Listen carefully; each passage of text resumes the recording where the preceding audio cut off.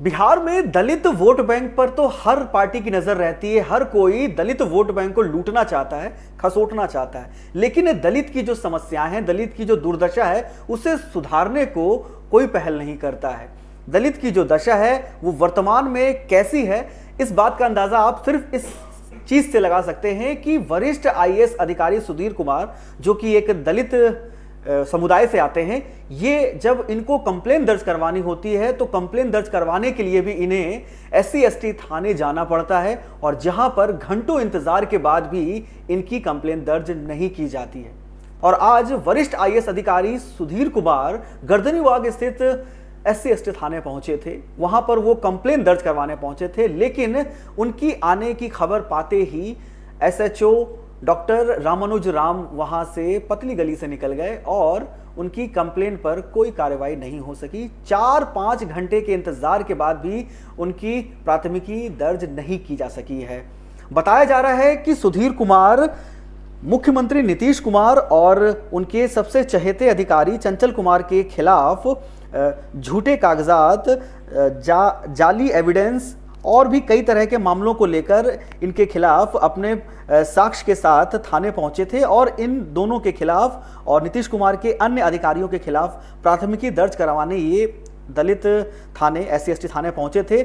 जहां पर थाना प्रभारी को जब इसकी सूचना मिली तो उन्होंने इस कंप्लेन को ले तो लिया, लेकिन इसके बाद जो प्राथमिकी दर्ज की जानी चाहिए थी वो प्राथमिकी दर्ज नहीं की और वो चले गए। इसके बाद सुधीर कुमार कई घंटे तक इंतजार करते रहे और सुधीर कुमार ने ये ठान लिया कि अब तो वो प्राथमिकी दर्ज करवाने के बाद ही जाएंगे, लेकिन 4 से 5 घंटे बीत गए और वो थाना प्रभारी वापस नहीं लौटे। सूत्रों से मिली जानकारी के अनुसार ये पता चला है कि SHO doctor Ramanuj Ram SP कार्यालय पहुंचे और वहां पर उन्होंने वरिष्ठ अधिकारियों को इस पूरे मामले से अवगत कराया। वहीं जब पत्रकारों ने SSP उपेंद्र शर्मा से इस मामले में जब पूछा कि इस मामले में आगे क्या होगा, तो SSP उपेंद्र शर्मा का ये कहना है कि अभी तक आवेदन प्राप्त नहीं हुआ है। आवेदन के हिसाब से जो भी कार्रवाई होगी वो उचित कार्रवाई की जाएगी।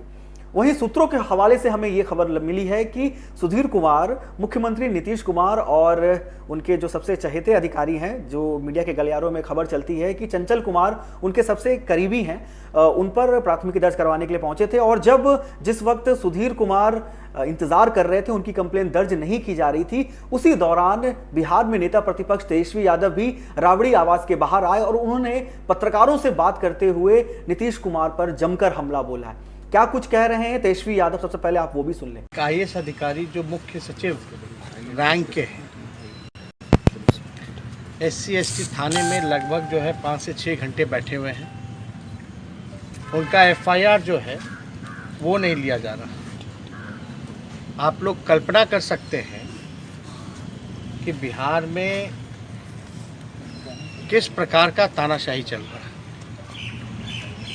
एक मुख्य सचिव का अधिकारी उस रैंक का बकायदा पूरा डॉक्यूमेंट के साथ, एविडेंस के साथ वो मुख्यमंत्री जी पर और उनके कई अधिकारियों पर FIR करने पहुंचता है, लेकिन FIR नहीं लिया जाता। आप सबको याद दिलाना चाहेंगे, चुनाव का वक्त था, नेता विरोधी दल पर FIR हो जाता है हत्या का। हमने खुल करके बोला था भाई कि आप जांच कराइए। जब नेता विरोधी दल पे FIR हो सकता है तो मुख्यमंत्री और उनके अधिकारियों पर FIR क्यों नहीं हो रहा? और वो भी वो करने वाले हैं मुख्य सचिव के रैंक के अधिकारी, बकायदा दस्तावेज के साथ। आप कल्पना कर सकते हैं, बल्कि थाना का प्रोसीजर है, कोई भी अगर कंप्लेन करता है तो उसको कंप्लेन को लेना ही पड़ता है। आखिर ऐसा क्या कारण है कि नीतीश कुमार जी के अधिकारी जो हैं, जो प्रधान सचिव हैं, उनके मंत्री भी उन्हीं पे आरोप लगाते हैं और इनके अधिकारी जो मुख्य सचिव रैंक के अधिकारी हैं वो भी उन्हीं पे आरोप लगाते हैं।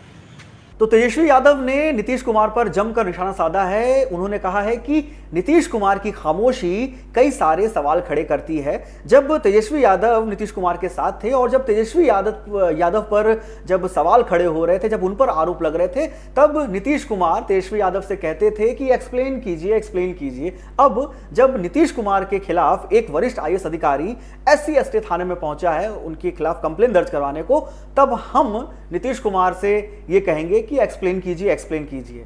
सबको मालूम है कि मुख्यमंत्री नीतीश कुमार के खिलाफ भी हत्या के मामले दर्ज हुए थे और इस मामले का निपटारा मुख्यमंत्री ने कैसे किया है ये जग जाहिर है। तेजस्वी यादव यही नहीं रुके, उन्होंने कई और भी आरोप लगाए हैं। उन्होंने कहा है कि बिहार में सुशासन के राज में दलितों के साथ यही हो रहा है। नीतीश कुमार और नीतीश कुमार के चहेते अधिकारी जो हैं वो सिर्फ जनता को लूटने में लगे हुए हैं। गौरतलब है कि सुधीर कुमार एक वरिष्ठ आईएएस अधिकारी हैं 1988 बैच के और ये बीएसएससी के अध्यक्ष भी रह चुके हैं। जिस समय ये बीएसएससी के अध्यक्ष थे उस वक्त इंटर स्तरीय संयुक्त परीक्षा पेपर लीक मामला सामने आया था और इस मामले के बाद इनका निलंबन हुआ था। इसके बाद इनकी गिरफ्तारी हुई थी। वर्तमान में ये राजस्व पार्षद के सदस्य भी हैं और ये गृह सचिव भी रह चुके हैं। तो इतने वरिष्ठ आईएएस अधिकारी की जब कंप्लेन है वो SC/ST थाने में दर्ज नहीं की जाती है, बड़ा सवाल यहाँ पर ये है क्योंकि बिहार में दलित वोट बैंक पर हर किसी की नज़र रहती है और एक दलित समुदाय से आने वाला आईएएस अधिकारी इससे पहले भी 5 मार्च को जब DSP के पास जाता है और अपनी कंप्लेन दर्ज करवाता है तब उसे एक रसीद दे दी जाती है मुहर मार के, और आज भी वैसा ही हुआ है। 4-5 घंटे के इंतज़ार के बाद उनकी जो कंप्लेन है वो ले ली गई है और अभी तक प्राथमिकी दर्ज नहीं की गई है। उन्हें पिछली बार की तरह ही इस बार भी एक रसीद पर मुहर मारकर दे दिया गया है। देखना होगा कि ये मामला आगे कितना तूल पकड़ता है। देश दुनिया बिहार की हर छोटी बड़ी खबर के लिए आप बने रहें Cloud9 न्यूज़ के साथ। आपका बहुत बहुत धन्यवाद।